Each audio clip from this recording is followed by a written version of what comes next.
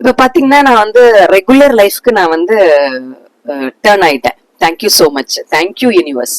பாக்குற ஒவ்வொருத்தருக்கும் நான் தேங்க் பண்ணணும். ஏன்னா உங்க எல்லாரோட பிரேயர்ஸ் தான் இந்த அளவுக்கு கான்பிடென்டா எனக்கு என்னவோ முன்னாடியோட இப்பதான் நான் ரொம்ப அழகா இருக்கிற மாதிரி தோணுது. ஸோ கிளாஸஸ் எல்லாம் ரெகுலரா போறேன்.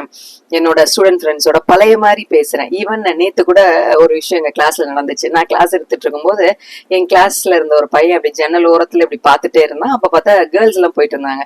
நான் எப்பயுமே ரொம்ப இன்ட்ராக்டிவா இருப்பேன், டைம்லியா பேசுவேன். தம்பி வெளியில போனா போய் பாத்துட்டு வாடான்னு இப்படி ஷாக் ஆயிட்டாங்க.